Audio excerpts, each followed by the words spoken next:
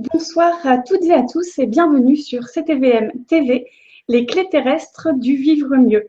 Comme tous les mardis soirs, je vous invite à visionner l'émission de la veille. Mathieu a reçu hier soir Corinne Dupéra sur un sujet pas classique, puisqu'il s'agissait de communication avec les animaux.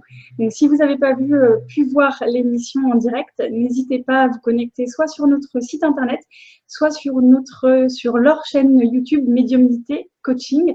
Et j'en profite également pour vous inviter à vous abonner à la chaîne Beauté Relaxation, qui est celle de la chaîne de ce soir. On va parler donc aujourd'hui de Feng Shui. On va voir ensemble comment est-ce qu'on peut harmoniser son intérieur.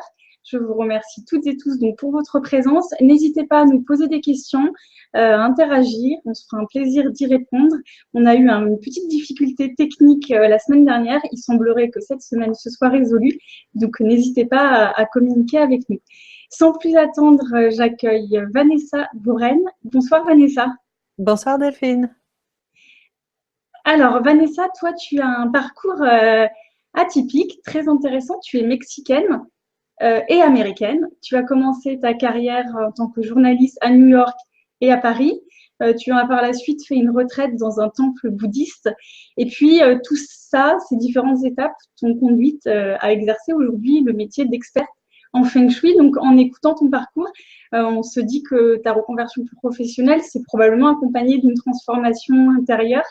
Est-ce que tu peux nous expliquer les raisons pour lesquelles tu as eu ces différentes étapes? Bien sûr. Alors, c'est vrai que c'est un parcours qui a démarré aux États-Unis et où j'ai pu avoir la chance en fait de grandir dans des lieux très naturels, assez magiques, que ce soit San Diego en Californie. Après, j'étais au Mexique, j'étais en Floride. Et mes parents étaient beaucoup dans des métiers artistiques qui nous permettaient de vivre dans des lieux assez magiques. Et en fait, au fur et à mesure de mon parcours, je me suis retrouvée donc à New York et ensuite à Paris en tant que journaliste de mode. Et bien sûr, j'ai absolument adoré mon métier. J'étais très, très heureuse.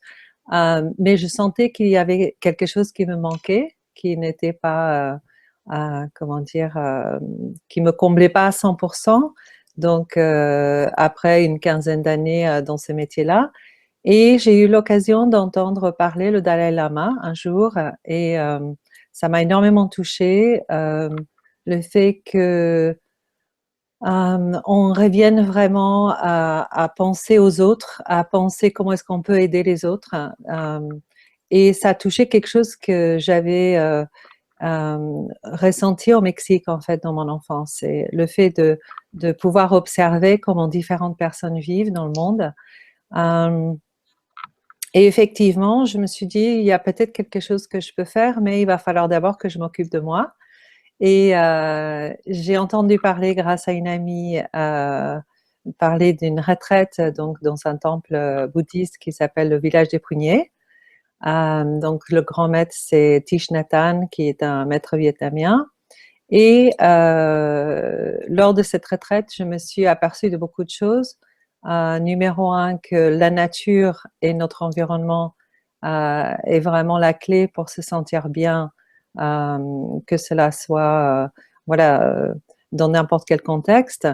Et je me suis aperçue qu'en fait, ce qui n'allait pas quand je vivais donc, dans ces grandes villes, c'était cet élément d'avoir du béton absolument partout. Donc, bien sûr, c'était accompagné de beaucoup d'enseignements qui m'ont aussi aidé à ouvrir mes yeux, à être plus consciente de choses que jusque-là, je n'avais pas rencontrées. J'avais 33 ans à l'époque, donc un peu jeune, enfin voilà, généralement assez jeune pour commencer un parcours comme ça. Et ensuite, quand je suis rentrée, donc après cette année de retraite, je suis rentrée et une très bonne amie m'a offert un livre sur le Feng Shui. Et littéralement, c'était comme la clé qui me permettait de comprendre comment, par quel outil, par quel biais je pouvais être au service, en fait, des autres. Et ce que j'appréciais spécialement dans ce livre, c'est le fait que ça comprenait vraiment beaucoup de choses qui concernent tout simplement la beauté, de créer un environnement et un lieu qui soit attirant, qui nous stimule, qui nous apporte de la joie, de la couleur dans notre vie. Et en même temps, il y avait un aspect très technique. Bien sûr, c'est une sagesse extrêmement ancienne. Et bien sûr, il y a tout le côté architectural et donc des plans qui m'intéressaient également parce que mes parents créaient beaucoup de lieux de vie en fait au Mexique.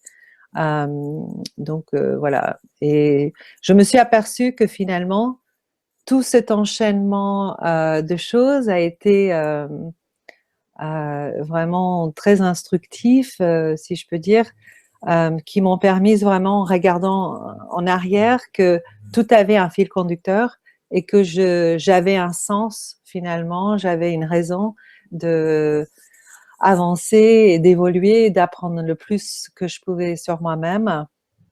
Et puis surtout avoir une reconversion, comme tu dis, qui me permette en fait d'être vraiment en lien avec mes propres valeurs, d'être en lien avec ce que je trouvais qui était important par rapport à l'environnement, et aussi embellir tout simplement de la même manière que quand je travaillais dans la mode, je voulais aider les gens à refléter à travers leurs vêtements qui ils sont. En fait, c'était pas pour les tendances, pour ce côté-là qui peut être vu peut-être un peu plus superficiellement, mais voilà. Et donc c'est vrai que ça a été un parcours à ce moment-là qui semblait extrêmement difficile. J'ai beaucoup de clients et d'amis qui traversent bien sûr ces moments-là et que j'essaie d'accompagner et de partager justement Toi, tu cette l'as vécu comme, expérience. tu l'as vécu comme quelque chose de difficile. Alors, le mot, c'est pas difficile. Je pense, ça vient pas du jour au lendemain. Voilà. On a, on a comme un éclaircissement que on n'est pas sur la bonne voie. La partie difficile, c'est de savoir quelle est la bonne voie, bien sûr, et savoir écouter intérieurement ces petits messages qu'on a tous et qu'on écoute ou on n'écoute pas très bien. Voilà, C'est ça. Et en fait, quand on écoute profondément son intuition, souvent on s'aperçoit que les portes s'ouvrent. tout à fait. Donc, Donc moi, j'ai eu beaucoup de chance aussi parce que c'est vrai que j'avais un entourage qui m'encourageait. Je pense qu'il y avait quelque chose qui était... je pense que mes yeux s'illuminaient de joie quand j'en parlais et que je voyais qu'il y avait vraiment une possibilité surtout d'aider à travers cet outil-là. Et surtout, c'est que je trouvais aussi intéressant, c'est que dans le métier de la mode, évidemment, tout était extrêmement, comment est-ce que je peux dire, saturé. Et donc, je voulais aussi trouver un métier, un nouveau métier où on avait besoin de moi, que moi, je pouvais apporter quelque chose. Voilà. Et c'était vraiment, il y avait peut-être deux experts feng shui à l'époque, quand j'ai démarré, et il fallait tracer la voie aussi. Il n'y avait pas de voie tracée déjà. Donc ça aussi, c'est créatif, c'est intéressant, parce que du coup, on peut l'imaginer. Enfin, moi, du coup, je me suis imaginé, bon, qu'est-ce qu'elle fait un expert feng shui? Voilà, comment est-ce qu'elle vit de jour au jour? Euh, comment est-ce que, voilà, comment est-ce qu'elle est dans sa vie? Est-ce que elle peut aller chez les gens? Est-ce qu'elle enseigne? Voilà. Et puis en même temps, je voulais avoir un métier qui me permette de vivre et de vivre pleinement de la même manière que je vivais avant. donc tu t'es projeté et tu proposes aujourd'hui des accompagnements individuels et tu as également fondé une école en feng shui. Voilà, tout à fait. Donc, ça a été assez progressif. Au début, j'ai fait un salon. En fait, c'était un peu mon premier pas. le salon du bien-être à Port de Versailles. Et on est allé avec mon mari et on a amené toutes les affaires de chez moi pour décorer le stand parce que j'avais jamais fait ça avant. Et tous les gens venaient et disaient, mais qu'est-ce que c'est ici? On dirait une maison. Et du coup, c'était attirant parce que c'était différent de tous les autres stands. Et j'avais en fait les personnes qui exprimaient vraiment l'envie de suivre des ateliers, des cours. Et donc, je me suis dit, bon, bah, ça, c'est fabuleux. Il va falloir que j'ose me mettre devant un certain nombre de personnes et enseigner. Parce qu'à l'époque, je n'osais pas du tout, j'étais très timide. Donc, voilà, ça, c'était les premiers pas. Et puis après, je dirais 5 ans de animer des ateliers, j'ai décidé qu'il manquait vraiment une école qui permettait en fait de rejoindre non seulement le Feng Shui, mais la géobiologie, donc l'étude des espaces qui se trouvent de manière souterraine sous les maisons, et également la décoration d'intérieur. Et en fait, comment on peut apporter cet ensemble de lier les matériaux, la couleur, le symbolisme à travers les tableaux dans nos intérieurs et le faire de manière esthétique surtout. Voilà. Donc, tu as créé cette école qui est à Paris. Qui est à Paris, ça s'appelle Feng Shui Design School. On peut avoir toutes les informations. J'ai un site, la maison fengshui.com, et dessus, il y a une page qui explique donc le cursus, qui est en fait, bien sûr, pour les débutants, on peut être intéressé par le sujet et se dire j'ai envie d'approfondir un petit peu. C'est des modules d'une semaine, de 5 jours. Et puis, si on sent qu'on a envie d'approfondir un peu plus, on peut le faire en suivant donc un ensemble de modules jusqu'à 5 modules. Et là, on devient un expert Feng Shui. Voilà. Et ce qui était intéressant dans ce processus-là, quand j'étais en train de créer avec d'autres personnes un programme, c'est comment est-ce qu'on va tester les personnes à la fin. Et en fait, je me suis dit, le plus difficile, je pense, c'est de créer sa propre maison. Et du coup, ça, c'est le projet final. C'est quelle est la maison de vos rêves et comment est-ce que vous l'imaginez, comment est-ce que vous le visualisez. Et ça fait un travail absolument fabuleux. Les élèves, c'était vraiment même un processus, je dirais, très organique, très profond en soi, parce qu'il faut vraiment creuser qu'est-ce que je veux vraiment dans ma vie. Mais c'est très chouette parce que tu proposes une validation des différents modules de formation par la créativité. Tout à fait. Voilà. Je trouvais, enfin, voilà, je pense que on a tous un peu un rêve d'un monde idéal.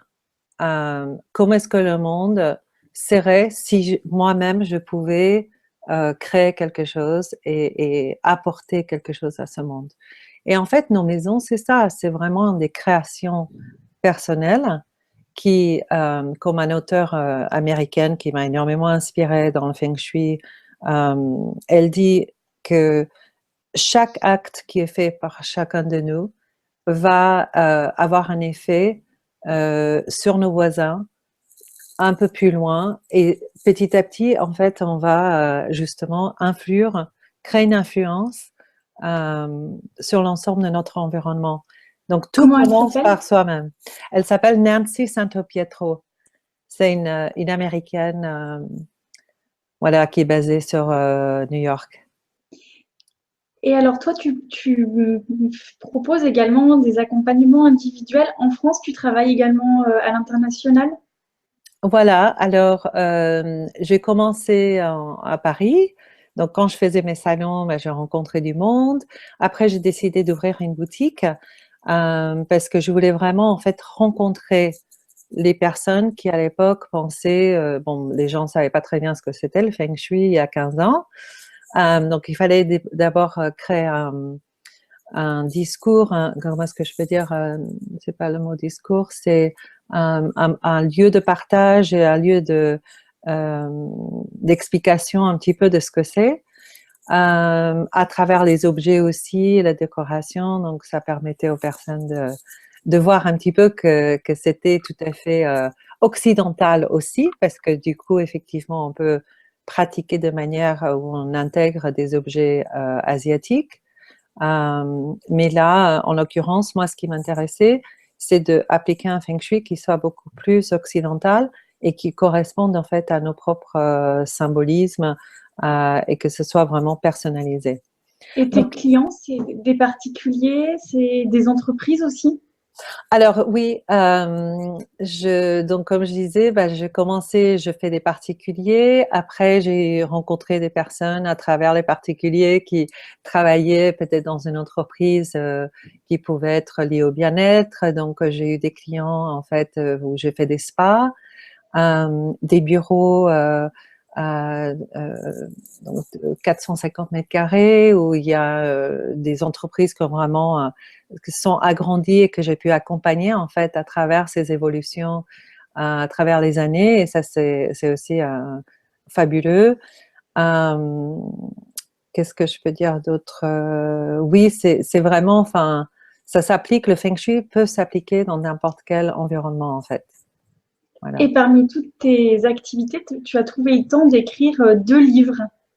Tout à fait. Alors, c'est mon assistante m'a dit à l'époque, mais comment tu vas faire, Vanessa, d'écrire un livre? En plus, tu fais ça entre minuit et 5 heures du matin parce que c'est vrai que j'avais énormément de travail. Ça, c'était vraiment une période avec la boutique et l'école très importante. Mais effectivement, comme je disais tout à l'heure, en fait, le livre permettait de partager ces informations de manière plus globale. Et en fait, c'est sorti un jour, je me suis dit, allez, zou, je vais commencer à écrire. Et j'ai écrit pendant 9 mois, et les dimanches et le soir. Voilà. Et un jour, ben, je vais chercher un éditeur. J'ai trouvé un éditeur merveilleux qui est les éditions de La Martinière. Et ils ont été enchantés. Et ce qui était vraiment super avec cet éditeur-là, c'est que ils aiment beaucoup faire des grands livres avec beaucoup d'images. Et moi, c'est ça qui me manquait beaucoup dans les œuvres, en tout cas français, où on ne pouvait pas trouver vraiment des beaux images qui accompagnaient les textes. Et c'est ça qu'on a fait, c'était de vraiment rechercher, voilà, dans toutes les ressources qu'on pouvait, des images qui pouvaient refléter des lieux qui étaient feng shuisés. Donc, tu en as écrit 2. Le premier, c'est tout le feng shui et le deuxième, c'est style feng shui. Voilà. Alors, tout le feng shui, c'est vraiment tout ce que j'enseigne dans mes cours. En fait, c'est vraiment un ensemble théorique de toutes les bases. Ça permet vraiment de s'approprier les choses vraiment importantes qu'il faut comprendre au début. Et style feng shui a été une collaboration que j'ai fait justement. L'idée est venue grâce à ce fameux projet de diplôme dont je vous ai parlé. Où effectivement, j'ai eu des élèves qui venaient de Suisse, j'ai des élèves qui étaient architectes, architectes d'intérieur, décorateurs d'intérieur aussi, et qui s'intéressent au feng shui. Et du coup, on fait vraiment des projets absolument sublimes. Donc, avec mon éditeur, on a composé un ensemble de maisons avec 2 versions possibles, donc à la mer, à la montagne, en ville et à la campagne. Et ces 2 maisons, ces 2 versions montrent comment une même maison peut se convertir, entre guillemets, ça peut devenir beaucoup plus personnelle pour une famille. Et pour une autre famille, elle peut être entièrement différente selon justement les chiffres courts personnels de la personne. Donc, on va analyser en fait les éléments de la personne. Donc ça va influer sur les couleurs, les éléments, les matériaux qu'on va utiliser dans une décoration d'une pièce, par exemple. Et donc, ce qui était aussi fabuleux dans ce livre-là, c'était l'opportunité de montrer qu'on peut aussi faire des planches tendances, c'est-à-dire de montrer d'une manière décorative, un peu comme on peut voir dans un magazine de décoration. Bah tiens, on va prendre des éléments bois, on va mélanger ça avec des images d'eau, etc. Et donc, on va faire une composition artistique pour donner en fait des idées visuelles à quoi peut ressembler une pièce si on prend différents éléments qui se trouvent sur cette fiche tendance. Et donc ça, c'est très sympa parce que du coup, dans le livre, on a des planches de couleurs, on a des planches tendance, on a des plans d'archi, on a de l'écriture pour expliquer le comment, pourquoi, comment est-ce qu'on se sent, par exemple, dans un environnement à la montagne par rapport à un environnement à la mer. Et qu'est-ce qui va, en fait, qu'est-ce qui va nous donner, en fait, ces sensations bien particulières qu'on ressent, en fait. Donc ça, c'est aussi intéressant pour des personnes qui se disent, bah, tiens, j'aimerais déménager, mais je ne sais pas où ou dans quel type d'environnement. Et en fait, là, on explore vraiment ensemble ce que ça fait de vivre dans différents lieux, bah, comme la France, qui offre tellement de lieux fabuleux différents. Diversité. Oui, tout à fait. Alors peut-être qu'on va rentrer dans le cœur de notre sujet, de savoir ce qu'est le Feng Shui. Je voudrais Mhm. accueillir Merline. Bonsoir Merline, merci beaucoup pour ton message et toutes et tous. Donc n'hésitez pas à nous poser des questions. Vanessa Borel se fera un plaisir de vous y répondre. Alors est-ce que tu peux nous expliquer ce qu'est le Feng Shui, quels sont ses grands principes? Alors, le C'est un Feng art Shui, chinois à l'origine. c'est un art chinois. Le Feng Shui, à la base, veut dire le vent et l'eau. Donc déjà, on a des notions de la nature, en fait, c'est les mots en chinois. Et en fait, ça veut dire comment est-ce que la circulation ou l'énergie bouge grâce au vent et puis à l'eau. On sait que le vent et l'eau peuvent être extrêmement destructeurs, comme ils peuvent être favorables dans certaines situations. Et en fait, pour les Chinois qui ont nommé en fait l'art, euh, ils ont trouvé le moyen pour déterminer comment maîtriser en fait l'énergie. Donc c'est ça en fait de faire du feng shui, ça veut dire j'ai j'ai toutes les possibilités qui me sont offertes. Qu'est-ce que je voudrais créer comme dynamique? Voilà. On peut avoir ce qu'on appelle une dynamique plutôt yang ou une dynamique yin. Pour une maison, on va avoir besoin des deux dynamiques. Enfin, presque dans tous les lieux, on a besoin des deux parce qu'on a toujours besoin d'un peu de contraste et des choses qui nous... Le feng shui, le feng shui, c'est également le reflet de ce que nous sommes nous intérieurement, et on sait qu'on a aussi une polarité yin et une polarité yang. Tout à fait, tout à fait. Donc effectivement, c'est le reflet et c'est ça qui est intéressant quand je vais voir des personnes, c'est que je rentre et puis je vais voir selon le symbolisme, selon les couleurs, selon les éléments qu'ils emploient instinctivement, s'ils sont en accord ou ils sont déconnectés, entre guillemets. Quand je dis déconnecté, je veux dire déconnecté de la nature, tout simplement, parce que si on se sent relié à la nature et ce qu'elle peut nous apporter, en fait, intuitivement, donc par exemple, quand je vais faire une maison d'une professeure de yoga ou un ostéopathe, par exemple, ça m'est arrivé, où tout est absolument parfait.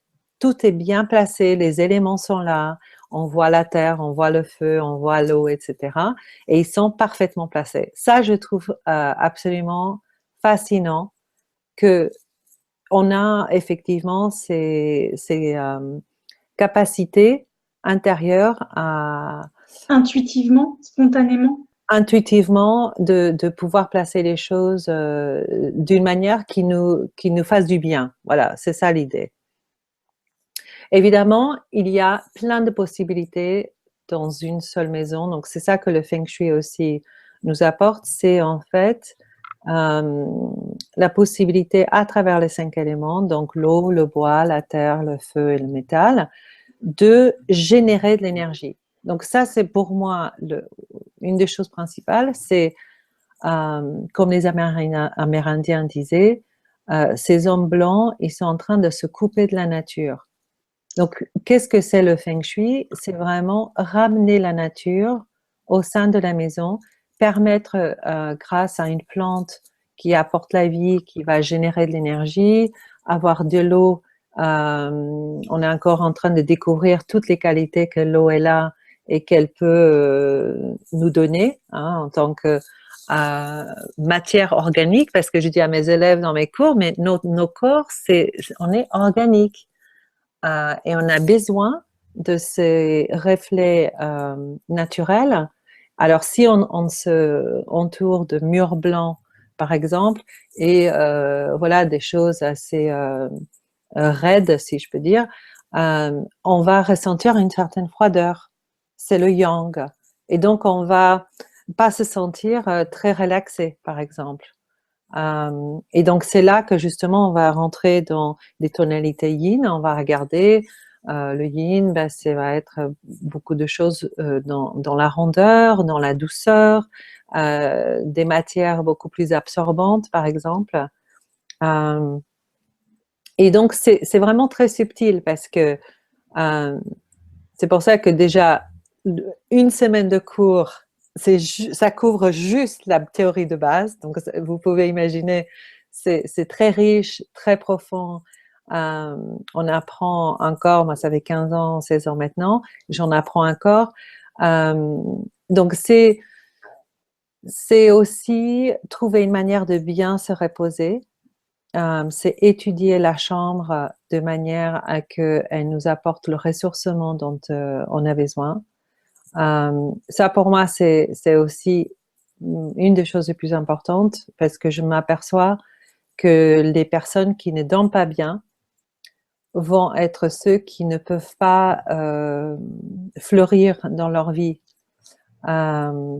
Et donc, la base, ça va être déjà de trouver une manière. Donc, comment est-ce qu'on détermine, par exemple, une chambre qui va être positive pour dormir? Premièrement, quand je vais faire une consultation, je vais faire la géologie de cette pièce et déterminer est-ce qu'il y a de l'eau souterraine ou des réseaux d'Hartmann ou des croisements d'Hartmann. Des personnes, par exemple, qui présentent des problèmes de sommeil réguliers ou ils se réveillent très, très fatigués ou ils se réveillent tout le temps la nuit, ça, c'est déjà les symptômes qu'il y a un problème de géologie. Donc, moi, je dis aux personnes, écoutez, voilà, on va regarder votre chambre. Moi, je décide de rien. Ça va être la géologie qui va nous dire, là, il y a de l'eau, donc on est obligé de mettre votre lit ici. Et c'est, encore une fois, assez fabuleux parce que il n'y a rien à décider. C'est-à-dire que les choses deviennent organiques. C'est vraiment un mouvement, en fait, tout à fait naturel. On cherche le lieu idéal. Alors, souvent, on peut penser, bah non, ma chambre est trop petite, je n'arrive pas à bouger mon lit. J'ai des personnes qui me disent ça au téléphone, même avant d'aller chez eux. Et je leur dis, écoutez, des fois, c'est juste une question de 10 centimètres qu'il faut bouger le lit. Des fois, c'est 20 ou des fois, il faut le retourner. Enfin, voilà. Mais le but, c'est de trouver, moi ce que j'adore, c'est les challenges. Voilà. S'il y a quelque chose de compliqué, je vais trouver une solution. C'est ça que je ressens à chaque Quoi qu'il fois. arrive. Quoi qu'il arrive, il faut. Je me dis, il faut trouver une solution pour cette personne. Ça, c'est là que ça vient le truc de l'aide que je ressentais quand Dalai Lama avait parlé. Et c'est là que, quelque part, je sais qu'il y a des solutions. Donc voilà, donc une fois qu'on a déterminé le bon endroit, après, il y a des informations qui viennent grâce aux dates de naissance des personnes et on peut déterminer donc les orientations favorables. Les orientations favorables vont être ou bien appartenant au groupe Est ou au groupe Ouest. Donc, chaque personne aura 4 directions favorables qui feront partie donc, de ces deux secteurs et ça nous donne donc 4 choix quand même sur 8 Oui, parce que directions. si tu as plusieurs personnes dans la même maison, de quelle manière est-ce que tu procèdes? Alors, C'est pas forcément compatible? c'est surtout pour les couples qui dorment dans le même lit, qui du coup, on voudrait idéalement qu'ils puissent dormir tous les deux bien dans la même Oui, direction. Ça, c'est vraiment Mais des fois, on a des couples qui sont, on va dire, groupe mixte. Et du coup, on essaye de trouver un secteur donc, dans lequel une personne est dans un secteur favorable, donc par exemple dans le secteur ouest. Et si le conjoint est donc du groupe est, on peut placer le lit en orientation vers une direction est. Et comme ça, chacun va trouver son harmonie en fait. Mais ça se travaille. J'ai une cliente, j'étais au Havre. Euh, Cette personne avait son lit, on a réussi à le mettre dans un angle et en fait, je lui ai dit, vous allez remarquer en fait maintenant que votre mari, il va commencer à se tourner dans le lit naturellement, il devrait se retourner un peu légèrement en biais parce que ça va être sa bonne direction. J'ai voulu dites rien, on va regarder comment ça va se passer. Et effectivement, elle m'a dit, quand je suis revenue 2 semaines après, elle me dit, non, mais c'est juste incroyable. Il se retourne dans la nuit vers son orientation. Donc, notre corps, comme pour les bébés, Il sait finalement ce dont il a besoin. on sait absolument. Il faut juste lui donner le plateforme sur lequel pouvoir bouger et trouver voilà, ce qu'il lui faut, en fait. Donc, ça, c'est numéro un. Euh, Ensuite, voilà, au niveau de la chambre, bah, après, on va regarder les couleurs, on va regarder les tonalités. J'ai, par exemple, un super exemple de la chambre à coucher, c'est une personne qui a fait appel à moi. Elle m'a dit, écoutez, je vais jamais dans ma chambre à coucher, je ne comprends pas pourquoi. Donc, j'arrive, je regarde et immédiatement, je vois exactement ce qui ne va pas induire à avoir envie de se poser, en fait. Donc, ne pas aller dans une pièce, ça veut dire je n'y vais pas et je me pose pas, en fait. Je peux pas y rester. Euh, donc, pour elle, la situation, c'était qu'elle avait un parquet brillant, elle avait tous les murs blancs, elle n'avait pas de rideau aux fenêtres et son couvre-lit était de couleur claire. Donc, en gros, en termes feng shui, c'est un environnement extrêmement yang. Et la chambre, elle est censée être yin, tout l'opposé. Donc, en fait, c'est simplement, OK, ben, on va jouer sur la couleur, on va le radoucir, on va être dans les tons peut-être beige, dans les tons pâles, par exemple, ça peut être un ton rose pâle, on peut aller dans les lilas, il y a pas mal de tonalités sur lesquelles on peut aller. Mais ça va être aussi déterminé par le chiffre de la personne et son élément, parce qu'elle peut aussi être bois, eau, terre, métal, etc. Et donc, on voudrait quand même que cette chambre soit personnalisée. Je ne vais pas juste mettre parce que c'est le secteur, alors on n'en a pas encore parlé, mais effectivement, toute la maison, elle va s'organiser en fonction de ces fameux 5 éléments et les orientations. Donc, dans les orientations, on va avoir, par exemple, au nord, c'est l'eau qui est favorable. Donc, si, en revenant à notre exemple, si j'avais donc cette chambre qui était dans le nord et donc le haut était favorable, et si j'ai une personne qui est bois, je ne vais pas mettre que eau, je vais mettre du bois et je vais ajouter un peu d'eau parce que je voudrais respecter le secteur. Voilà. Donc ça, c'est un peu l'alchimie qu'un expert Feng Shui va faire et comment ça va se différencier par rapport à voilà, juste lire un livre parce que c'est quand même, voilà, on essaye de vraiment personnaliser un travail pour que cette personne puisse se ressourcer, se régénérer et avoir un reflet donc dans les pièces principales, donc la chambre, le salon, etc. Avoir vraiment l'énergie qui lui correspond. Donc là, tu viens de nous expliquer, y compris à travers l'exemple de la chambre, que les principes de base, donc c'est le yin et le yang, et puis les 5 éléments. Moi, j'ai envie de te poser une question. Tous les internautes également, hein, n'hésitez pas si vous en avez. Est-ce que le feng shui est pratiqué de la même manière en Orient et en Occident? Alors, d'abord, il y a plusieurs écoles de Feng Shui. Ça, c'est ce que chaque personne qui va démarrer va retrouver. Il va être confronté un petit peu à une, je dirais, une difficulté parce que on a plusieurs choix. Justement, quand j'ai écrit mon premier livre, donc tout le Feng Shui, j'ai voulu éclaircir ce point parce que pour moi-même, ça a été très compliqué de savoir quelle école est-ce que j'ai envie de pratiquer, lequel il est juste et lequel me correspond et correspondrait peut-être aussi au pays dans lequel je suis en train de pratiquer. En Asie, on pratique donc ce qu'on appelle l'école de la forme et on pratique pas mal l'école de la boussole, celle que je pratique aussi. Et il y a une autre école qui s'appelle l'école des étoiles volantes. Donc ça, c'est quelque chose qui devient très astrologique en fait sur l'ensemble. C'est-à-dire qu'il faut avoir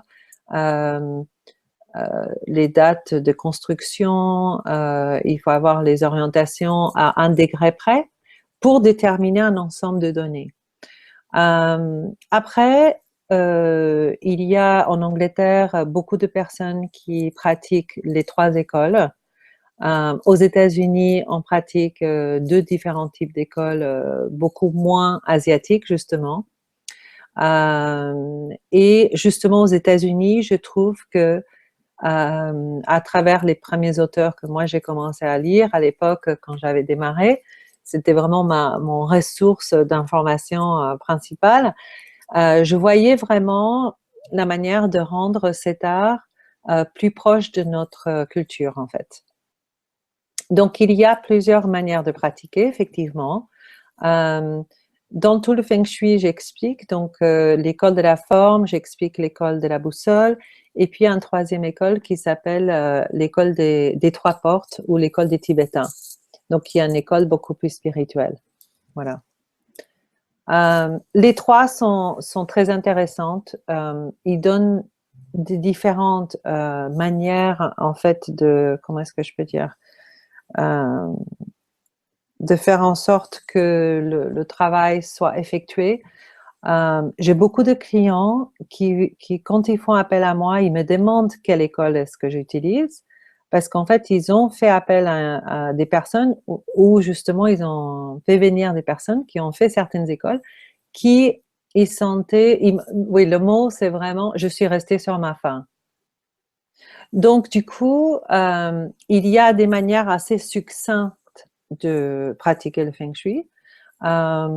Et d'autres où effectivement on peut prendre en compte la couleur, les matériaux, la décoration, qui moi personnellement me touchait et je trouvais vraiment qu'on avait besoin d'explorer en tout cas cet aspect-là.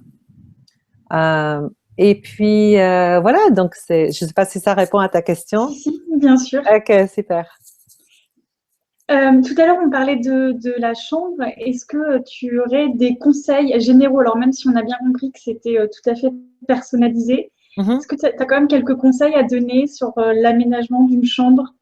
Oui, alors, justement, quand je parlais de l'école de la forme, c'est vraiment ce côté très basique, entre guillemets, pardon, qu'on peut tous appliquer en fait à n'importe quel environnement.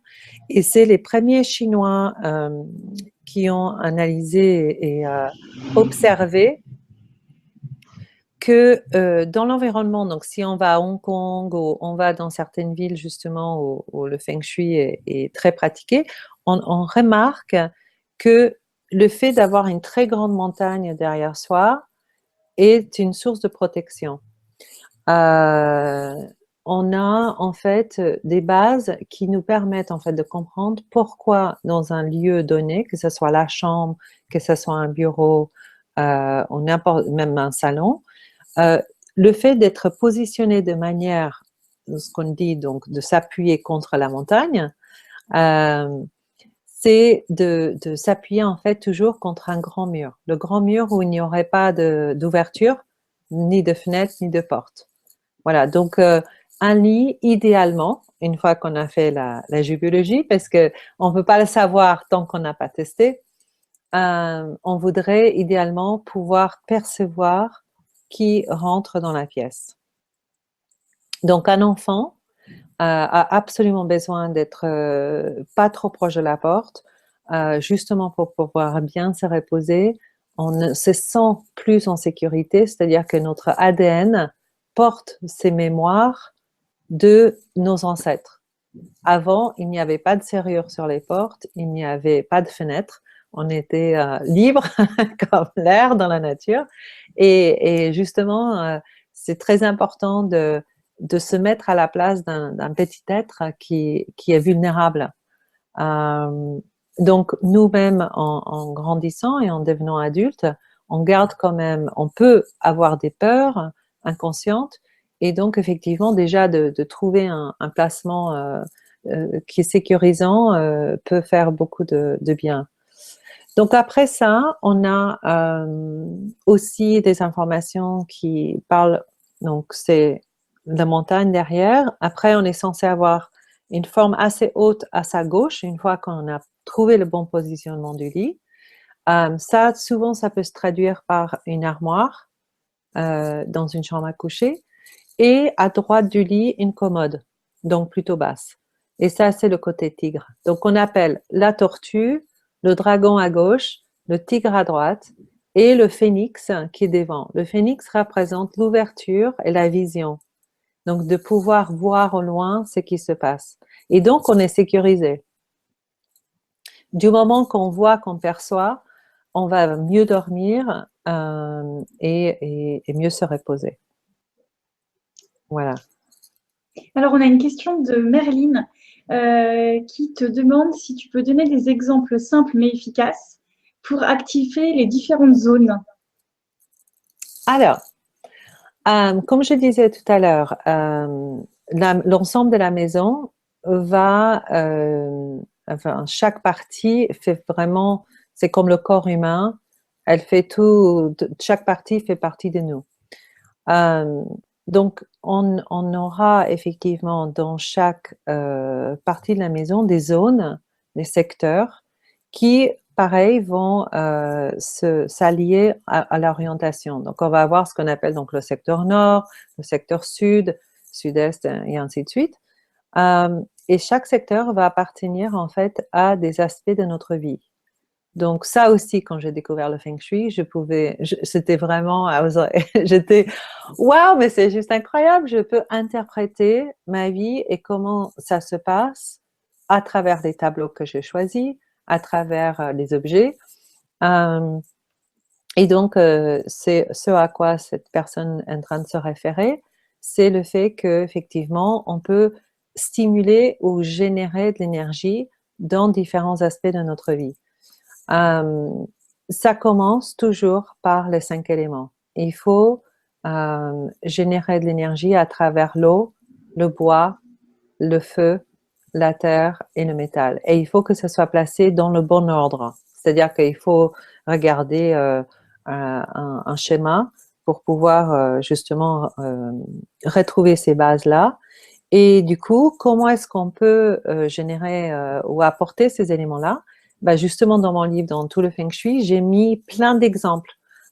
J'ai mis des listes et des listes. Donc, par exemple, la terre, c'est les galets, du sable. Si on a voyagé, on a collectionné du sable, on peut utiliser tout simplement voilà, des pots de sable.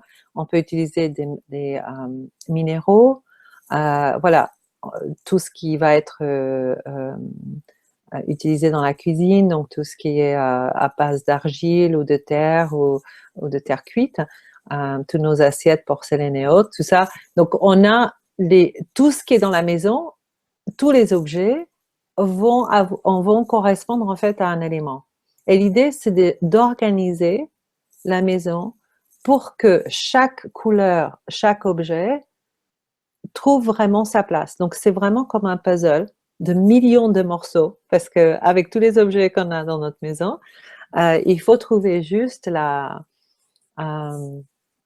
le placement idéal. Alors évidemment, on ne peut pas tout faire parfaitement, mais l'idée c'est déjà si on commence, c'est de commencer par là, parce que en fait, simplement de prendre les choses et se dire bon, tiens, j'ai plein de choses en métal. Ben, je vais tous les mettre ensemble et je vais mettre l'eau avec parce que eau et métal vont bien ensemble. Là, du coup, je vais commencer à regarder quels vont être les coloris qui se marient ensemble. Je vais voir qu'il y a quelque chose d'harmonieux, en fait, qui est en train d'apparaître grâce au fait que je suis en train de harmoniser à travers les couleurs et les éléments. Donc ça commence par là. Après, je vais avoir par exemple des parties qui correspondent à des aspects de ma vie. Donc comme je disais, comme ce que j'expliquais tout à l'heure, mon chemin de vie. Bah, quand on est dans un croisement de chemin, on peut se dire comment est-ce que je peux m'aider moi-même à évoluer. Donc on peut mettre une image qui représente le nouveau chemin où c'est qu'on aimerait refléter comme idéal. Vers où est-ce que je vais? Qu'est-ce que j'aimerais? Qu'est-ce qui est important pour moi? Quelles sont mes valeurs? Quelles sont mes éthiques? Ça peut être après intégré à travers des mots que je mets sur les murs. J'ai un client qui m'a appelé aujourd'hui justement qui m'a dit Vanessa, je cherche comment mettre les choses chez moi, les objets. Et ben, c'est des mots, ça a vraiment aussi beaucoup de power, de beaucoup de pouvoir parce que on a vraiment cette chose qui nous regarde à chaque fois et on va l'observer, et des personnes qui viennent chez nous vont peut-être le dire à haute voix, et peut-être on va le lire tous les matins, ou pareil pour une image, si on a une image qui est très parlante pour nous, comment est-ce que cela peut nous affecter? Donc quand on choisit, c'est très important de choisir en conscience. Donc par exemple, les personnes qui veulent stimuler leur secteur amour, j'ai beaucoup d'histoires là-dessus. On t'écoute. En fait, mon prochain livre, je veux vraiment faire un livre d'histoire parce que tu peux imaginer toutes les différentes choses que j'ai pu voir et entendre, c'est fabuleux. Donc, le couple, j'ai une personne qui m'a dit bon, Vanessa, je suis toute contente, j'ai trouvé une image qui correspond super. Donc, elle m'amène dans sa chambre, elle me montre le tableau qu'elle avait trouvé. Et en fait, c'était un couple qui était dans une voiture décapotable allant à 150 à l'heure et on voyait juste leurs cheveux partir. Ils n'avaient pas le temps de se regarder, d'être ensemble, enfin, de se regarder même. Donc, il faut vraiment voir quelle est l'attitude, quelle est la disposition, l'attention qui est portée dans l'image. Voilà. Est-ce que ça correspond à comment on aimerait être aimé ou comment on aimerait aimer? Euh, Par exemple, des fois, il y a beaucoup de personnes qui adorent certains tableaux. Je ne vais pas nommer des artistes particuliers parce que je ne vais pas dire trop spécifiquement, mais voilà, des fois, il y a des tableaux où l'homme prend un peu trop la femme sous son emprise, on peut dire. Et après, est-ce que c'est ça que je veux ou est-ce que je veux une relation où justement on va se tenir la main, enfin, voilà, après, c'est pour chacun de trouver le symbolisme qui lui correspond, mais voilà, on travaille là-dessus. Donc ça, c'est très intéressant et c'est aussi très personnel parce que on peut pas généraliser parce que chacun a vraiment sa manière de voir les choses et puis on a les choses aussi très enfouies souvent qu'on n'a pas encore découvert, qu'on aimerait découvrir. Et donc le travail avec un expert Feng Shui est intéressant dans le sens où cette personne va chercher d'une manière bien sûr subtile et d'essayer d'entendre ce que la personne est en train d'exprimer sans mots et avec les mots. Et puis voilà, donc c'est vrai que quand on fait des consultations, c'est juste fabuleux. On s'amuse beaucoup. C'est un moment comme ça et même dans les cours, qu'on aimerait partager beaucoup plus souvent entre amis, entre copines, entre collègues. Parce Et que, avec plein d'internautes comme on le fait ce soir. Internet, parce que c'est vrai que c'est parler de la vérité, c'est être au fond de soi-même et ses désirs et puis partager ça, en fait. Et je pense qu'on est dans un monde aujourd'hui où on a tous besoin d'essayer d'être voilà, le plus en lien avec soi-même possible. pour être le mieux qu'on peut être dans notre vie. Le Voilà. plus aligné possible, le plus centré possible. Est-ce que tu peux nous donner des conseils sur d'autres pièces de vie, par exemple la cuisine? Alors, la cuisine est considérée yin et yang en même temps. C'est un lieu de vie. En même temps, pour les Chinois, c'est considéré une pièce de la femme. Donc, c'est considéré yin naturellement du fait que c'est la femme. Voilà. Euh, Essentiellement, ce que je peux dire, ce qu'il faut faire attention, c'est de ne pas être placé de manière à ne pas voir la porte. Donc, si on va aménager une nouvelle cuisine, idéalement, tout ce qui est îlot central, c'est vraiment très bien, dans le sens où on est dans une situation où on maîtrise. On regarde l'ensemble de l'espace, on peut voir. Et puis, effectivement, de penser aussi à l'eau et au feu, parce que ça, c'est là qu'on a beaucoup de ces éléments-là qui peuvent rentrer en conflit. Donc, pareil, dans les 5 éléments, on a un enchaînement positif de ces 5 éléments et on a aussi ce qu'on appelle le côté destructif. Donc, si on mélange certains éléments comme l'eau et le feu, ça, c'est ce qu'on veut éviter à tout prix.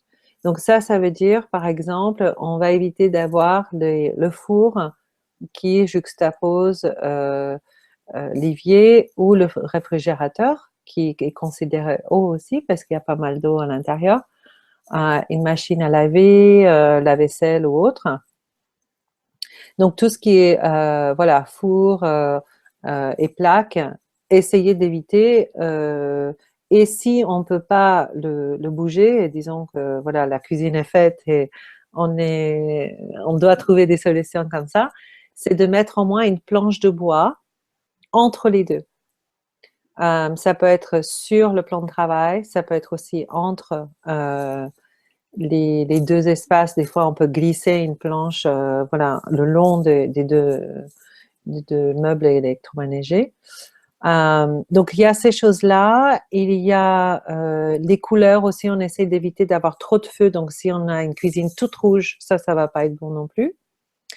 Mais après, bien sûr, sur plan, je regarde les plans et que je vois c'est dans tel ou tel secteur, après, on va vraiment identifier qu'est-ce qui est bon dans cette partie-là. Est-ce que c'est plutôt la terre? Et donc là, on prendrait du carrelage, ou on prendrait des couleurs qui représentent le beige, le taupe, le marron, etc. Avec peut-être des petites tonalités de feu qui se mélangent à ça, donc du jaune, ça peut être des touches d'orange, par exemple. Et donc, j'arrive avec tous mes nuanciers et on regarde, voilà, comment est-ce qu'on peut créer une dynamique. Des fois, ça peut être simplement d'ajouter une belle bande de couleurs pour éveiller un petit peu l'énergie, parce que la cuisine, évidemment, c'est une pièce très, très importante du fait que c'est là qu'on prépare notre nourriture pour notre santé. Donc, les Chinois prennent très, très au sérieux cet espace-là. Il faut qu'on soit bien pour préparer nos aliments. On essaye de faire voilà, tous les aliments frais, etc. Donc, quand on fait une bonne cuisine, on essaye vraiment de passer du temps. Et si on passe du temps, il faut qu'on y soit bien. D'autres Merci questions par beaucoup rapport à pour la tes cuisine? conseils. N'hésitez pas, tous les internautes, à réagir à ce qu'est en train de vous expliquer Vanessa, à poser des questions. Elle y répondra avec plaisir. Est-ce que tu peux nous parler un peu du salon, Bien qui est sûr. une pièce de vie? Voilà, c'est une pièce de vie, comme tu le dis, c'est yang, donc, parce que la vie, c'est l'énergie, c'est le qi, c'est le lieu de partage familial. Pour moi, c'est vraiment un lieu très important, surtout aujourd'hui avec, je dirais, les enfants qui sont souvent branchés sur des ordinateurs et autres. Et on aimerait faire en sorte que, en fait, l'ensemble de la famille puisse se retrouver et partager sans les écrans. Donc, je me souviens d'une cliente justement, elle m'a dit, mais comment vous allez faire? Parce que je lui dis, oui, alors vous allez voir, dès qu'on fait ça, vos enfants, ils vont venir et ils vont se poser avec vous et ils vont discuter, tout ça. Et effectivement, alors l'idée, en fait, c'est de créer vraiment, et chaque espace, j'essaie de faire ça, c'est de refléter comme une maman va tendre les bras et contenir son enfant. En fait, c'est ça qu'on est en train de faire avec nous-mêmes dans chaque espace. Euh, donc, le canapé, on va éviter surtout d'avoir le dos du canapé vers l'entrée de la pièce. Ce qui arrive assez souvent, je dois dire. J'ai pas mal de clients qui ont cette configuration-là. Alors, effectivement, ça peut être intéressant. On peut imaginer que c'est intéressant parce que ça rend un petit espace cosy. Mais il y a toujours des manières de faire. Il ne faut pas hésiter à mettre les canapés en biais un petit peu, de manière à pouvoir toujours voir la porte. Et l'idéal, c'est vraiment d'utiliser son corps. C'est ça que j'enseigne dans mes cours. Utilisez votre corps pour regarder ce que vous ressentez. C'est-à-dire que là, par exemple, j'étais chez des personnes qui avaient justement le canapé avec le dos vers la porte d'entrée. Et on a en fait circulé tout autour de la pièce. Et je leur ai dit, bah, venez ici, on va regarder ce qu'on ressent si on était assis là, contre ce mur-là, ou contre l'autre mur, ou si je me mets justement, comme vous avez mis les canapés, on va comparer le ressenti. Donc en fait, c'est vraiment, on a chacun la capacité de ressentir et de observer. Il faut juste penser en fait à le faire. Donc, dans ce cas-là, justement, bah, le mur du fond était celui où on se sentait le mieux. Et les personnes m'ont dit, c'est vraiment incroyable que vous dites ça parce que quand on a visité cet appartement et avant de l'aménager, on s'était imaginé que notre canapé devait aller là. Mais en fait, la télévision a pris le dessus.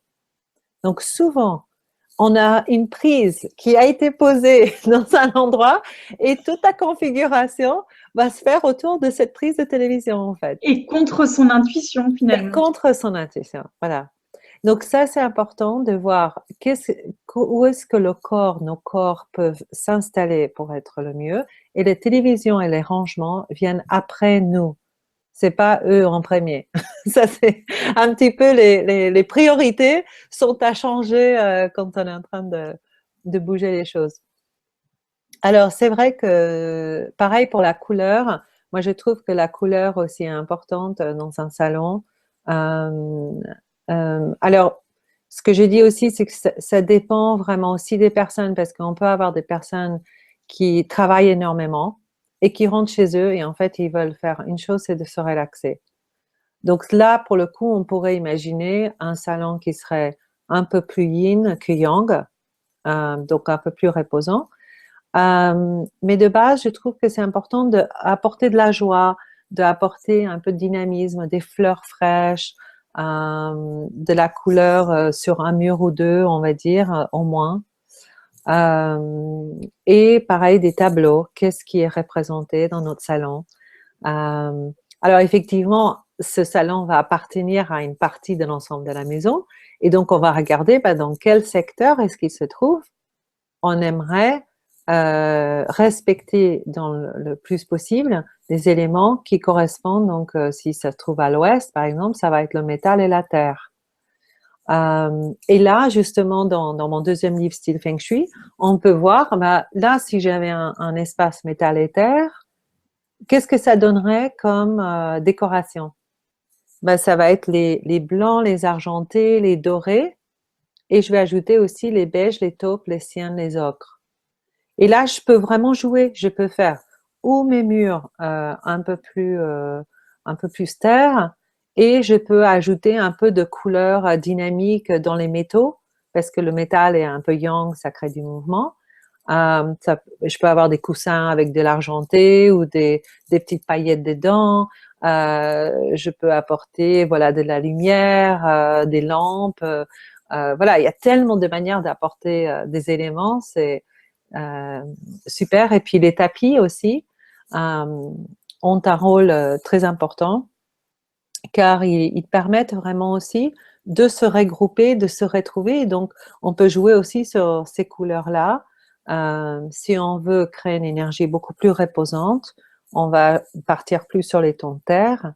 Et si on veut créer de l'énergie, inviter du monde, créer vraiment une dynamique plus joyeuse, on peut partir sur des tapis colorés et puis avec des imprimés.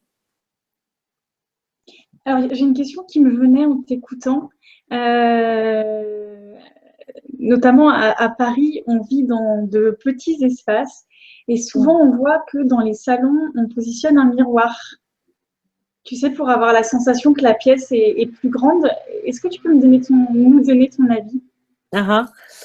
Alors, les miroirs, c'est justement un élément assez important en Feng Shui. On peut s'en servir pour pas mal de choses, notamment pour recréer des espaces, agrandir des espaces qu'on peut appeler un espace manquant.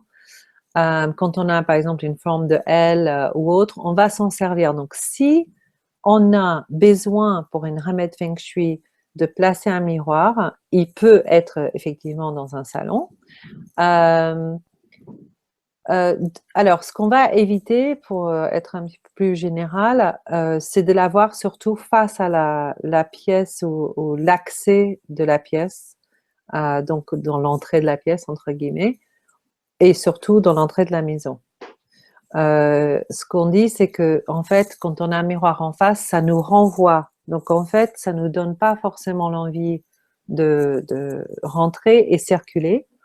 Mais par contre, elle est très très favorable dans certaines situations où on peut avoir besoin justement, quand on voit pas où on va, de créer en fait une profondeur et en tout cas un reflet d'une pièce qui serait juste à droite, mais qu'on ne voit pas de là où on accède. Donc, par exemple, une entrée où c'est un peu en forme de L, on pourrait très bien placer un miroir de manière à voir la pièce d'après. Et donc, naturellement, elle va nous conduire vers là où on aimerait que l'énergie aille. Donc ça, j'en ai pas parlé. C'est effectivement la circulation d'énergie. Et ça aussi, c'est la base, comme je disais, le vent et l'eau et donc les mots Feng Shui. C'est comment est-ce qu'on peut déterminer où est-ce qu'on aimerait aller. Et donc ça, c'est vraiment, ça se réfléchit. Effectivement, on a tendance un peu à se dire, bon, j'ai un espace, il est comme ça, et puis bon, je vais poser 2-3 tableaux, etc. Mais effectivement, si on veut être conduit ou guidé naturellement pour aller dans un espace donné, donc on est censé aller vers le salon en premier, en arrivant, on va se servir de miroirs, on va se servir de couleurs, on va se servir de tapis qui vont nous guider aussi. Ou voilà, ça peut être des choses, des mots, des phrases qui nous amènent vers justement l'espace où on aimerait accueillir nos invités. Donc l'idée en fait, c'est que quand quelqu'un arrive, il puisse presque trouver son chemin sans que vous ayez à le guider. Voilà. Je ne sais pas si ça vous est arrivé d'arriver dans un espace et puis vous arrivez puis vous ne savez pas trop où aller. On est un peu dans l'entrée, on ne sait pas si on doit aller à droite ou Je à vois ce que gauche, tu veux dire. tu vois. Donc ça, c'est les clés, hein, les outils qui permettent d'identifier, de trouver le cheminement. C'est un peu comme Hansel et Gretel. Il faut, voilà, les petits morceaux de cookies. Oui. Et justement, sur l'entrée, alors l'entrée d'un appartement, d'une maison, quels seraient tes conseils? Alors là, l'entrée de la maison reflète la personne qui y habite. Donc tout simplement, on peut tous ressortir de notre porte d'entrée, re-rentrer et regarder l'espace et se dire, est-ce que je me sens chez moi? Est-ce que ça me reflète? Est-ce que qui je suis est représenté? Est-ce que j'accueille? Est-ce que je m'accueille moi-même? Est-ce que j'accueille les autres? Alors évidemment, s'il y a plein de blousons sur un porte-manteau, des chaussures partout, ou j'avais des personnes par exemple qui avaient leurs enfants avec tous leurs affaires d'école, les sacs à dos, les cartables et compagnie. Évidemment, on voudrait créer un espace vraiment accueillant dans cette première pièce qui s'appelle la bouche du chi. En fait, c'est vraiment par là que toute l'énergie rentre dans notre maison. Chaque fois qu'on sort et qu'on rentre, en fait, c'est là notre premier apport énergétique. Et donc l'idée, c'est en fait que cette pièce soit vraiment l'accès qui permet de distribuer d'une manière harmonieuse euh, tout ce qu'on va apporter à la maison, quelque part. Donc, si on avait à construire une maison, ben, on sait qu'on voudrait créer un espace idéalement un peu en étoile, ou en tout cas d'avoir un accès où on peut avoir peut-être la cuisine, le salon avec une très grande porte, pour que le chi après aille principalement dans le salon. Et ce qu'on va éviter, inversement, c'est une chambre à coucher tout proche de l'entrée. Et si on a une chambre à coucher, on a des toilettes ou une salle de bain qui donne sur l'entrée, on va fermer les portes. On ne veut pas que le chi aille nourrir ces espaces-là en premier. On voudrait qu'ils aillent nourrir les espaces dont on a besoin beaucoup d'énergie, comme le salon, la cuisine et autres. Merci beaucoup. Alors, on a une question de Merline qui revient sur ce que tu disais tout à l'heure sur la chambre à coucher. Alors, elle souhaitait avoir un conseil de ta part. Alors, Oui. elle te demandait, doit-on tenir compte impérativement de l'orientation? Car la montagne, je l'ai en face de mon lit, que je ne peux pas déplacer, car sinon je me retrouve sur le passage de la porte et de la fenêtre, d'autant plus qu'il n'y a pas de mur, mais un dressing intégré. Alors, comme tu nous as dit que tu trouvais toujours des solutions, en voilà une à venir. Alors, l'orientation, de toute façon, on a toujours 4 directions favorables. Donc, l'idée, c'est déjà de déterminer. Donc, là, on travaille avec l'école de la boussole. Il faut avoir une bonne boussole pour voir quelles sont les directions. Les iPhones, c'est pas, on peut pas compter dessus 100% sûr. Donc, il faut aller acheter voilà, une boussole qui coûte au moins une vingtaine d'euros pour avoir quelque chose de fiable. Et donc, se placer au milieu de la chambre et là, regarder donc où se trouve le nord, le sud, etc. Et puis après, il faut regarder quel est votre chiffre quoi, savoir quelles sont vos directions favorables. Tu peux Donc, nous en parler du chiffre quoi? On peut le trouver sur Internet, on peut... alors, je pense que ça doit se trouver sur Internet. Moi, j'ai fait des tableaux tout faits dans mes livres pour que les personnes puissent identifier et puis avoir les couleurs qui correspondent, les directions, les éléments et les matériaux. Mais bon, j'imagine que ça doit se trouver sur Internet. Donc, une fois qu'on a déterminé ces 4 directions, on va se mettre au centre de la pièce et on va voir où c'est le nord, etc. Et on va regarder avec son chiffre quoi, quelle est la direction qui nous correspond. Après, on va regarder est-ce que mon lit peut être orienté d'une manière à respecter mon orientation favorable et en même temps voir la porte. Voilà, ça c'est la clé. Après, effectivement, comme je disais, moi je ne détermine pas de placement idéal tant que j'ai pas fait la géologie, parce que j'essaie. Alors, si la personne, ça fait 15 ans qu'elle vit dans cette maison, qu'elle dort très très bien, qu'elle se ressource bien et qu'elle fait des rêves et qu'elle se réveille ressourcée, on peut presque être sûr qu'elle n'est pas sur un problème de géobiologie. Voilà, ça rassure peut-être les internautes. Les personnes qui n'ont pas cette configuration-là, déjà, on peut imaginer de bouger son lit un petit peu euh, et voir est-ce qu'il y a un changement. Euh, alors, ce qui peut arriver aussi, c'est qu'on peut avoir un côté du lit qui est bien et l'autre côté qui n'est pas bien placé. C'est-à-dire qu'on peut avoir de l'eau souterraine dans l'autre moitié. Alors souvent, ça m'arrive où j'ai des couples qui me consultent et qui me disent, ben, mon mari se réveille régulièrement, ça me réveille du coup, etc. Donc, est-ce que vous pouvez venir? Et je m'aperçois qu'en fait, sur un côté, effectivement, voilà, tous les problématiques vont se trouver sur cette personne-là. Et donc, l'autre personne ne va pas forcément comprendre comment ça se fait que l'autre ne dort pas alors qu'elle, elle dort très bien. C'est un truc assez compliqué à justifier, entre guillemets, mentalement. Oui, en tout cas, oui, quand on n'a pas l'information que tu viens de nous donner. Voilà. Donc, si c'est le cas et que, voilà, quelqu'un d'entre vous, vous avez cette situation, c'est vrai que c'est bien d'essayer de bouger son lit, quoi qu'il en soit, parce que si la personne n'est pas en train de bien dormir, il y a un problème. Voilà, donc c'est comme ça qu'on cherche déjà. C'est un peu organique aussi. Il faut faire confiance à son corps, écouter son corps et voir, et en tout cas aussi observer les différences d'une pièce à une, enfin d'une pièce. Oui, ça peut être aussi une autre pièce éventuellement. Si on dispose d'une deuxième pièce, on peut aussi essayer une autre chambre et voir si on dort mieux. Une autre manière aussi, c'est quand on va en vacances. Est-ce qu'on est mieux quand on est en vacances et on revient chez soi et on retrouve ce sommeil qui n'est pas ressourçant? Voilà. Est-ce qu'il y a d'autres Merci. questions? Non, pas sur la chambre à coucher. Moi, j'en aurais sur la salle de bain. On n'en a pas du tout parlé pour le Oui. moment. Ah ah. Tu as des conseils à nous donner?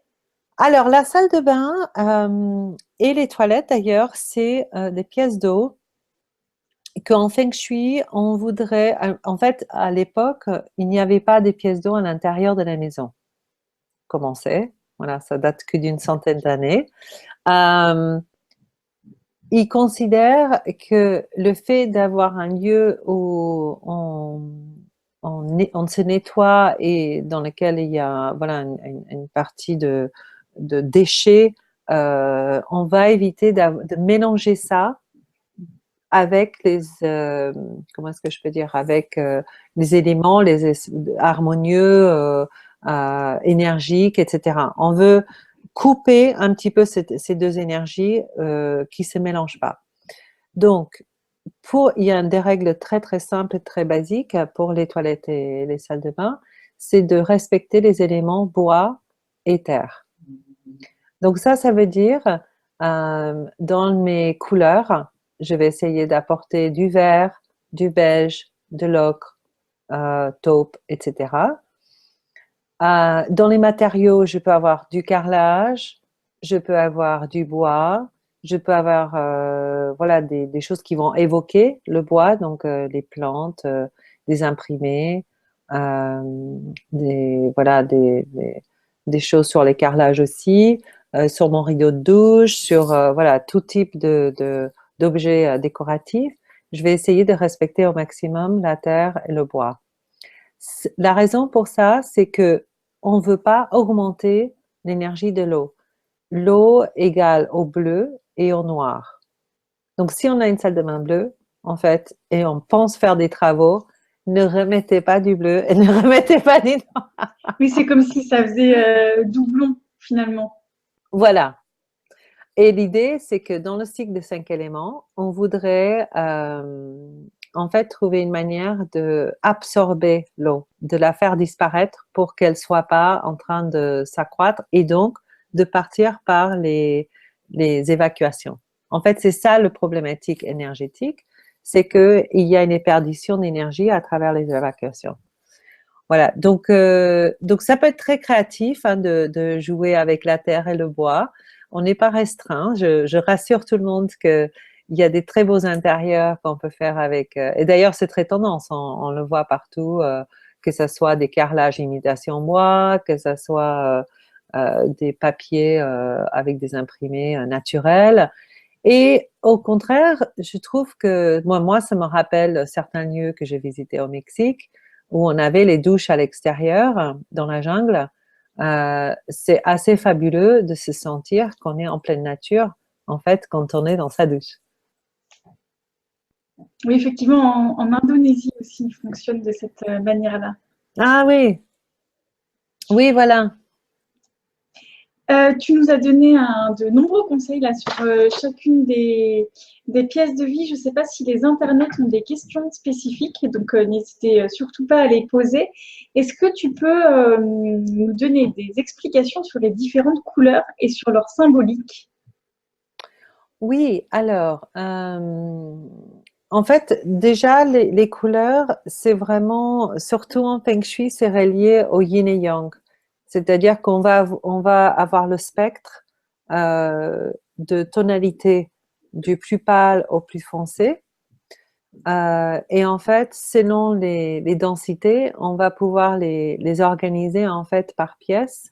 Donc, Euh, plus c'est pâle, plus c'est yin, plus c'est foncé, plus c'est yang, c'est ça, enfin, à peu près. mhm, à peu près. Très foncé, ça peut aussi être yin parce que le yin, c'est la nuit et les couleurs très sombres. Donc, un chocolat va être yin en fait. Euh, un rouge voilà, rouge, ça va toujours être yang, par exemple. Un orange aussi, un jaune aussi. Mais si on faisait par exemple un bleu très très foncé, pareil, ça va être yin. Donc l'idée, c'est en fait d'utiliser les couleurs dans des dosages voilà, qui vont nous apporter euh, ces correspondances de soi-même et son propre élément, ou sinon à travers l'énergie qu'il faut dans une pièce donnée. Excuse-moi, je vais prendre un petit verre d'eau. Vas-y.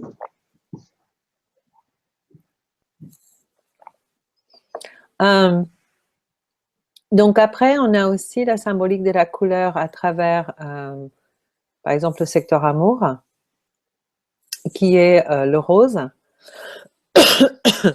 Oh, j'ai un petit problème à la gorge, je suis désolée. Donc, ouais, tu disais le rose, c'est l'amour. Et puis, j'imagine que les symboliques, tu en as pour chacune des couleurs. Tout à fait. On, on te laisse retrouver ta voix. Merci. Oh là là, j'ai un problème.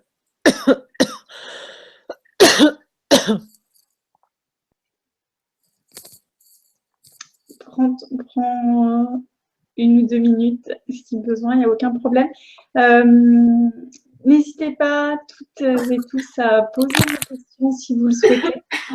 Donc, on a discuté des fondements du Feng Shui, on a également discuté des différentes pièces d'une maison où Vanessa a pu nous donner de précieux conseils. Et puis là, on était en train d'échanger sur les différentes couleurs et sur les symboliques qu'elles pouvaient avoir.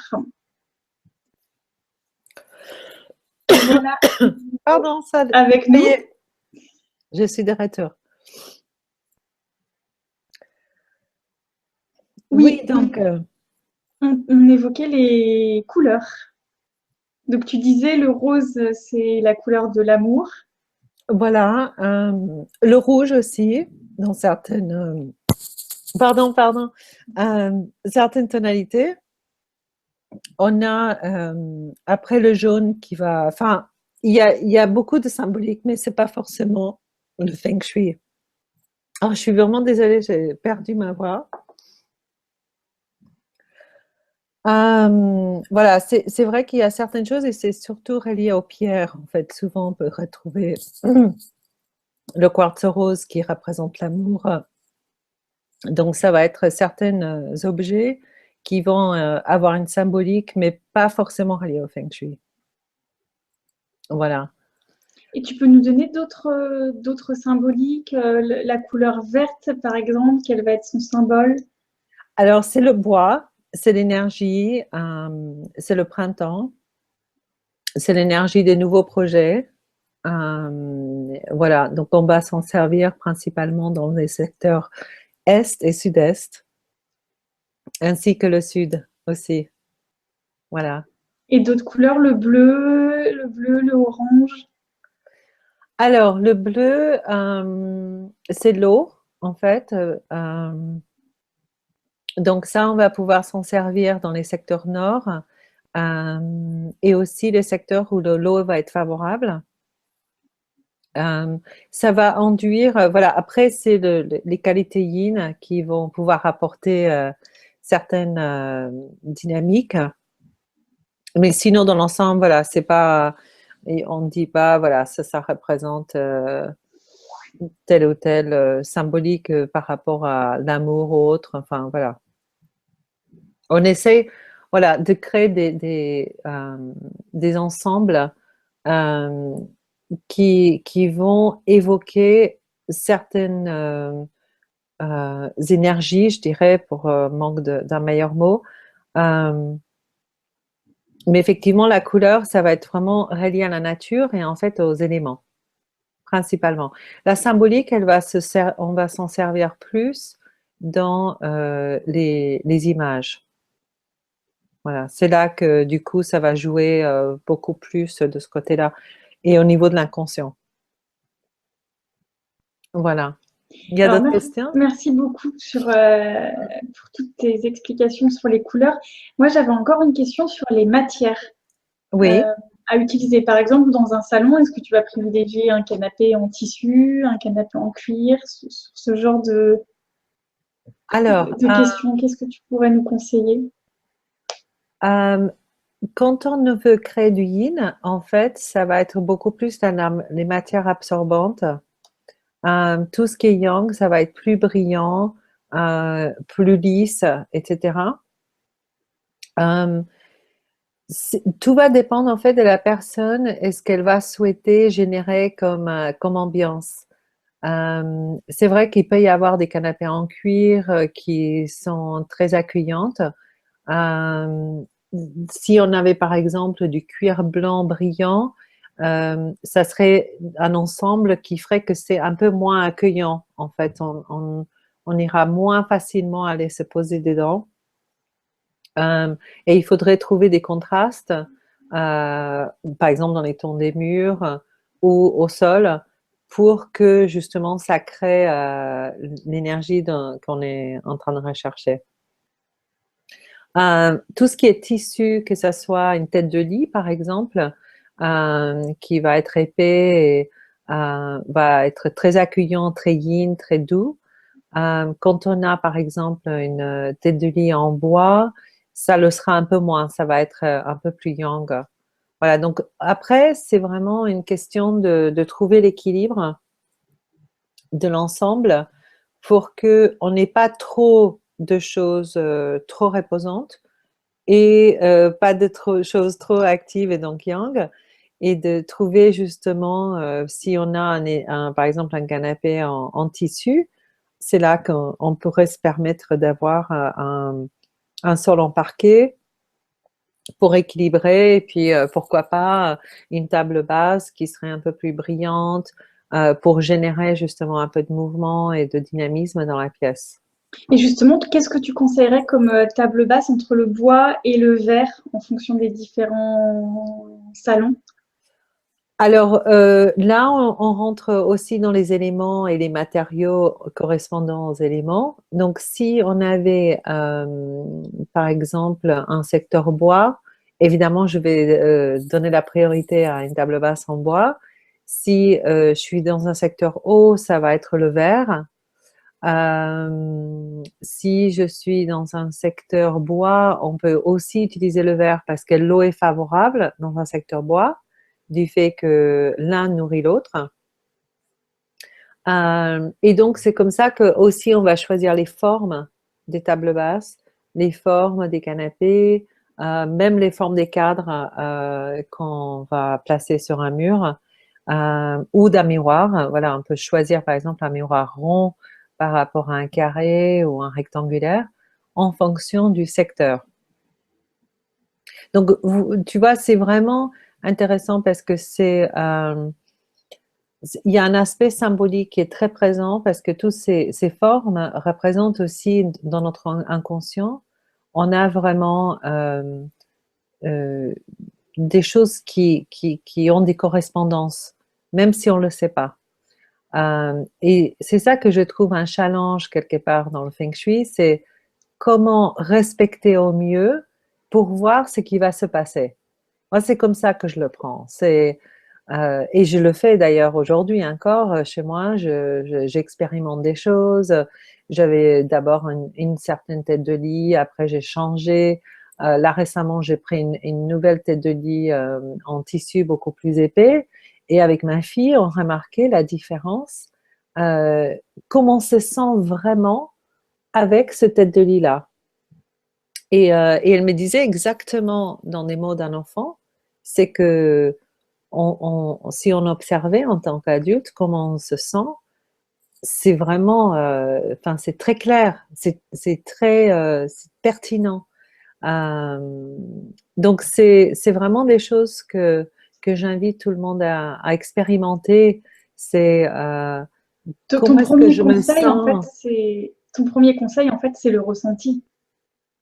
C'est ça, de ouvrir son corps, de se placer de différentes manières pour voir ce qu'on aime. C'est que notre cœur va nous dire, ça c'est génial, ça je devrais pas, etc. Et puis ce que je dis aussi à certaines personnes quand il y a dans les couples, des fois les messieurs aiment peut-être un peu moins le feng shui, où ils savent pas encore tout ce que ça peut leur apporter et toutes les choses qui peuvent s'en découler.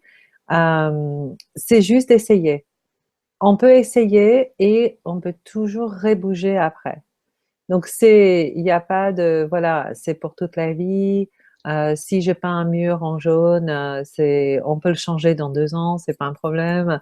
Si on est locataire, on peut peindre les murs aussi. Ça, c'est important à savoir que beaucoup de personnes me disent, oui, non, j'ai pas le droit, etc. Mais si, vous avez le droit. Et souvent, les personnes n'ont pas besoin de repeindre en blanc parce que les personnes trouvent que c'est très, très bien. Les propriétaires, ils rentrent dans leur appartement et ils voient que c'est magnifique. Effectivement, quand on y porte, enfin, moi je trouve que l'essence, c'est aussi apporter beaucoup d'amour. Tout commence vraiment à travers le cœur et comment est-ce qu'on aimerait, euh, oui, refléter ce qui est au fond de nous. Voilà, ça Ce c'est la sera clé. peut-être le mot de la fin. Alors, finalement, c'est une très belle conclusion. Est-ce que tu voulais ajouter encore quelques éléments? Est-ce qu'il y a un ou deux conseils que tu n'as pas encore donnés, que tu souhaiterais nous livrer ce soir? Euh, c'est vrai qu'on n'a pas parlé du bureau, mais les mêmes principes s'appliquent donc dans tout ce que je disais pour la chambre à coucher. C'est de toujours voir la porte et puis idéalement, si on peut, être orienté d'une manière à voir sa direction favorable. Ça donne les possibilités, enfin, ce qu'on appelle la réussite professionnelle, de se donner un maximum d'énergie et de motivation et stimulation pour bien réussir nos vies et être sur notre voie. Et tout ça, ça se stimule dans le secteur nord. C'est euh, vraiment le premier secteur du Bagua en Feng Shui. C'est par là que tout démarre, l'hiver, la nuit, et que du coup, on va déterminer un peu le cheminement de notre vie et ce qu'on souhaiterait euh, créer, euh, faire fleurir, faire en sorte qu'on se sente sur notre voie. Et c'est ça, pour moi ce que ça veut dire le bonheur. C'est quand on est vraiment, on peut se dire merci pour tout ce que j'ai. Je sais que je suis sur la bonne voie. Donc voilà, l'idée c'est vraiment de retrouver ça et d'en être convaincu et puis d'en être conscient. Voilà, je crois que vraiment, si on ouvre nos yeux un peu plus chaque jour, regarder ce qui nous entoure, on peut tout mettre en œuvre pour que nos rêves deviennent réalité. Et il faut juste mettre en œuvre ça. Merci beaucoup à toi, Vanessa, pour tous tes conseils. Donc, tu as un site internet. Est-ce que tu peux nous le rappeler? Oui, c'est lamaisonfengshui.com. Donc www.lamaisonfengshui.com. Et là, il y a donc tous les cours, il y a les livres, il y a des conseils aussi par rapport à la chambre et différentes pièces. Et puis un message de contact si vous voulez rentrer en contact avec moi. Vous pouvez m'écrire et me demander ce qui vous intéresse. Est-ce que si vous voulez des informations sur des choses, je suis disponible. Voilà. Un grand merci à toi pour ta présence et pour ta disponibilité. Un grand merci également à Merline pour sa participation ce soir et pour les questions qu'elle nous a posées. Merci beaucoup. Moi, je vous Merci retrouve. beaucoup, Delphine. Merci Je à vous, toi. je vous retrouve toutes et tous la semaine prochaine pour une émission sur la méthode Ho'oponopono. Donc, n'hésitez pas à vous joindre à nous.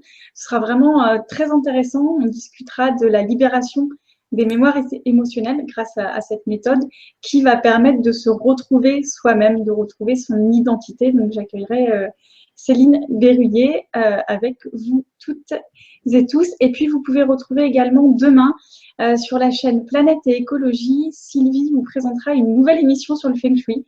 Voilà, donc on dit qu'il n'y a pas de hasard. C'était la semaine Feng Shui ce soir avec toi, Vanessa, et donc demain dans une autre émission sur la chaîne Planète et Écologie. Merci à toutes et à tous et je vous souhaite une très belle soirée. Merci.